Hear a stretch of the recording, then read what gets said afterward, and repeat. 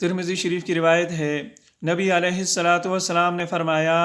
من سبح اللہ مئۃ بالغداۃ و مئۃ بالعشی، جو شخص 100 مرتبہ صبح اور 100 مرتبہ شام کو سبحان اللہ پڑھتا ہے، کان کمن حج مئۃ حجہ، وہ اتنے زیادہ ثواب کا حقدار بنتا ہے جیسے اس نے 100 نفلی حج کیے۔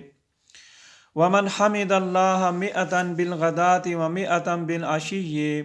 اور جو شخص صبح شام 100 مرتبہ پڑھتا ہے الحمدللہ،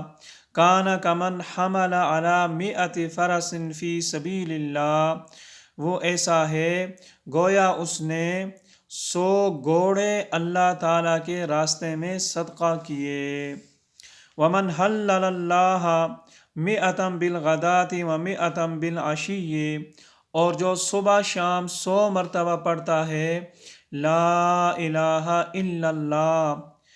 کان کمن اعتق مئۃ رقبہ من ولد اسماعیل، ایسا ہے گویا اس نے اولاد اسماعیل میں سے 100 غلام آزاد کیے۔ ومن کبر اللہ مئۃ بالغداۃ و مئۃ بالعشی، اور جو شخص 100 مرتبہ صبح شام پڑھتا ہے اللہ اکبر، لم یأتی فی ذلک اليوم احد